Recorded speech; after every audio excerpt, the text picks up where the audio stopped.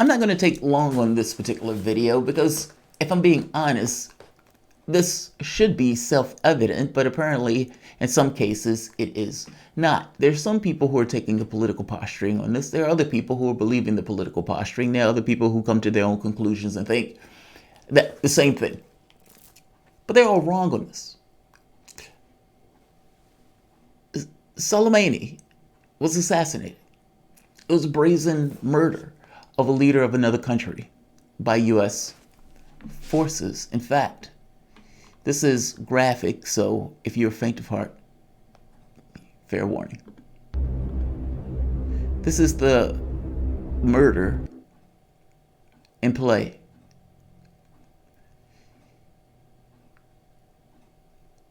Now, the argument that's being made here is imminent attack, imminent attack. He was there in order to give an answer from Saudi Arabia, meaning Saudi Arabia made gestures and he was there to essentially give the answer. And this, imminent attack. The use of imminent attack, Pompeo best described it and says, there was going to be an attack coming. We didn't know where, we didn't know when, but we knew it was out there. And so we acted. Then you had all of these other Republicans saying he was a terrorist, he was a terrorist, he was a terrorist. He has so much blood on his hands, he has so much blood on his hands. Now, I will take an unenviable position because it's a ghastly argument to make, but the argument is infinitely true. He was not a terrorist. He was a general in the military of his country, just like the people who serve in the military of our country. And he was there doing the service at the leisure of his country of sorts, just like the people who are fighting in our armed services. At one point, we used to have a respect to, at the very least, consider other armed services personnel as actual other armed services personnel, as opposed to calling a general of a particular military a terrorist. There are political reasons to do that. Assassinations are illegal under our law, and so calling this an assassination is effectively calling it against the law. They have to call him a terrorist, but there are a lot of people who also make this argument that actually believe this. Take a look at this. This is the funeral. Millions came out for this funeral. He was a hero. He was the fighter of ISIS. And I can show you CNN footage where CNN is essentially praising him for his fight of ISIS. I can even show you pictures where he's working with U.S. personnel. How quickly times change.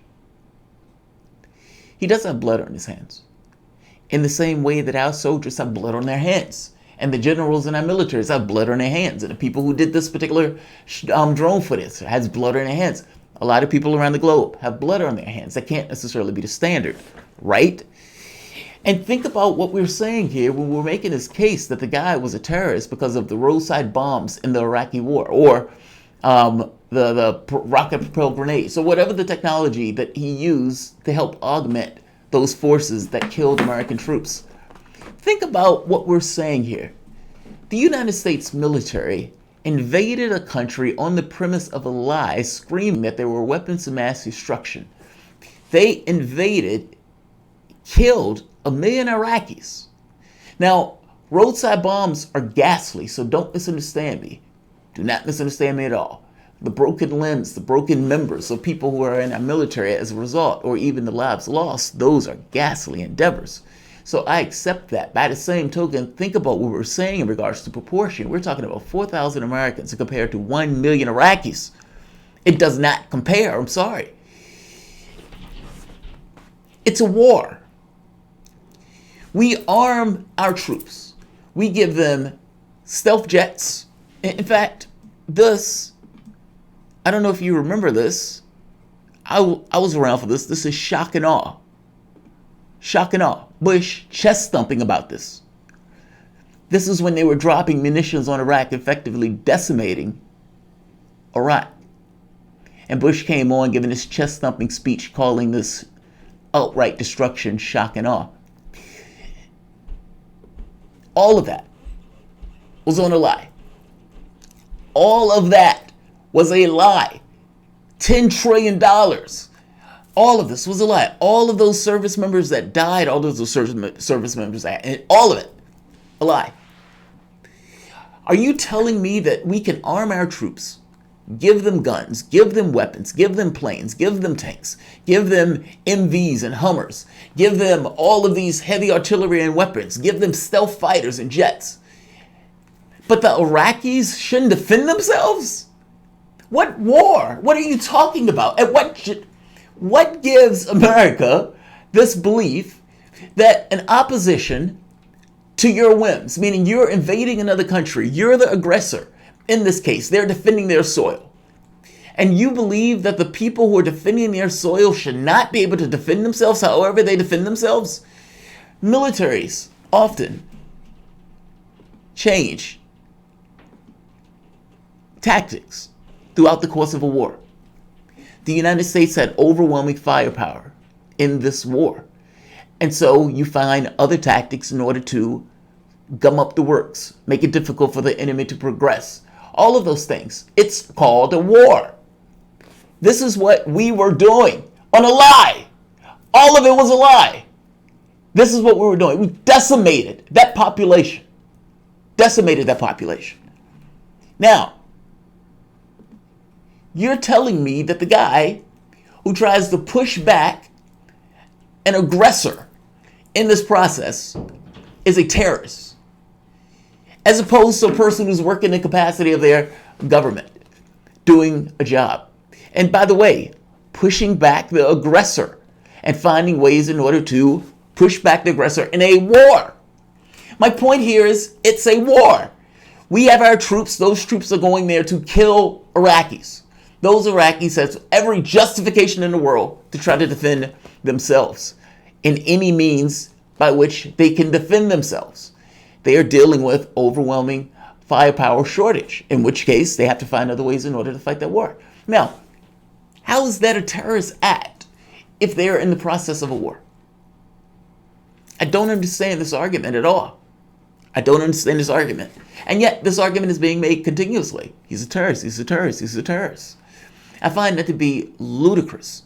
You are in a war, and in the process of that war, you have opposition that is also trying to kill you because you are trying to kill them. That is literally what is taking place, no more, no less. Good, bad, indifferent, whatever you want to call it, cast it, call it whatever you want. In bare bone human terms, that's what it is. Now, to call him a terrorist in this case is effectively saying that pretty much every military leader around the world is a terrorist. It loses all meaning in regard to the terms. The key here is that Donald Trump is calling him this, again, because assassinations are against the law. So there's a political reason why they continuously use this terminology. The political casting behind that, though, is roadside bombs, roadside bombs. Because again, it gets across this thing of, are you really going to make an argument against roadside bombs like I'm doing now? Like I said, it's a ghastly, unenviable argument, but my argument is absolutely true. It's a war. The opposition has every right in the world to defend themselves in the context of a war. It would be strange if they didn't. You just walk up and just shoot people in the face over and over again, and you're just saying they'll let you do it. That would be outright bizarre. For fuck's sake. God, the dumbing down of the arguments. Like, it's aggravating to hear this argument being repeated over and over and over again by people who are bright, intelligent, and then the media will just kind of carry it. And then the opposition people like Sanders, or even Warren in this case, who are like, no, this was an assassination. He murdered a foreign leader. And I have to be honest, as an American, it freaks me out. That it was this brazen. We are just going to wipe a foreign leader off the face of the earth. And we just going to stand there and dare you to do something about it. That's fucking astonishing. And the world just looks at that and says, okay. And the Americans just looks at that and say, okay. And when you ask them in the polling, is this a good hit? Which is a fucking astonishing thing to ask. They say, yes, moderately so. That's fucking terrifying. We just murdered a guy. And this wasn't, by the way, an enemy combatant. This wasn't somebody on the field where they were fighting. None of that stuff. This was a diplomat, in this case, in Iraq, with every reason and right to be in Iraq. And the U.S. just decided to rub him off the face of the earth with a bullshit response of imminent attack. When Mike Lee, Republican, got briefed on the imminent attack, listen to what he said. The briefing, and we were talking about Iran. I want to state at the outset, I support President Trump. I support and respect the manner in which he has approached his commander-in-chief powers. I believe that more than any other president in my lifetime, President Trump has shown a lot of restraint. He's been reluctant to get us involved in wars all over the globe. He's been very mindful and respectful of the fact that when the American people are asked to give up blood and treasure, they're sending off their sons and their daughters, their moms and their dads into battlefield. And he's therefore very careful about it. I respect that enormously. My comments at the moment are not directed toward the attack that occurred on Friday. We'll leave that to another day. I will say that we were brought into this briefing today to talk to us about that attack on Friday. I had hoped and expected to receive more information outlining the legal, factual, and moral justification for the attack. I was left somewhat unsatisfied on that front. The briefing lasted only 75 minutes, whereupon our briefers left.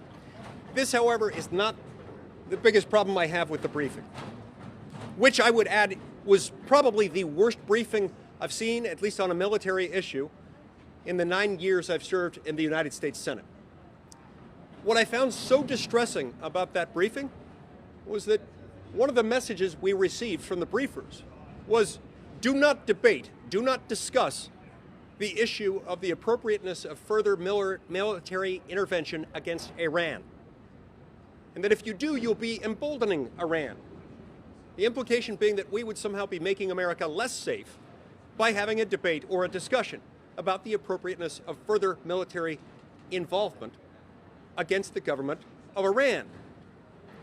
Now, I find this insulting and demeaning, not personally, but to the office that each of the 100 senators in this building happens to hold. I find it insulting and I find it demeaning to the Constitution of the United States, to which we've all sworn an oath. It is, after all, the prerogative of the legislative branch to declare war. Article 1, Section 8 makes that very clear. Alexander Hamilton in Federalist Number 69 made clear that this was a sharp contrast from the form of government that we had prior to the Revolution, a form of government in which the executive, the king, had the power to take us to war. He did not need the parliament to weigh in on it, to support it. That was the parliament's job after the fact, after we had gone into war. This, Hamilton explained in Federalist 69, is exactly the reason why this power was put in Article 1, Section 8, in the branch of government most accountable to the people at the most regular intervals. When we send our brave soldiers, sailors, airmen, and Marines into harm's way, we owe the American people the decent courtesy to follow the Constitution, to debate and discuss these actions. For them to tell us that either through a War Powers Act resolution or otherwise, for us to debate and discuss these things on the Senate floor would somehow weaken the American cause and embolden Iran in any other actions, I find very insulting. Now look, yes, it is. And one of the key points that he makes here is this was the worst briefing. It takes a while. He takes his tongue out of Trump's ass for a bit. But when he finally gets to it, he goes in.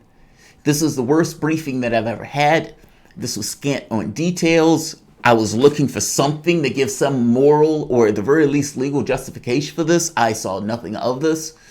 Yeah, what he just said right there, all of that, this entire video, there's even more. There's 5 minutes of this video.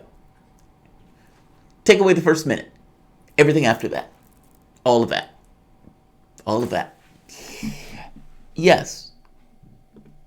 This should be a jarring thing. And I don't quite understand why it's not more jarring. The American public, doesn't seem to care. And I don't quite get it. You have an imperial president that just decided to kill somebody. He had no legal justification for it. He just did it. Understand what I mean? This is a personal, petty grudge of sorts, where the president, just the person, not even the president, just Donald Trump, decided to murder a person. And the public just says, fair shoot, fair kill. I find this to be astonishing. But the terrorist stuff is political casting. That's all it is. There will be some people that would make that case that don't necessarily know that it's entirely political casting, just following the party line. But it is entirely political casting. The guy was a general in the military. Like, share, subscribe.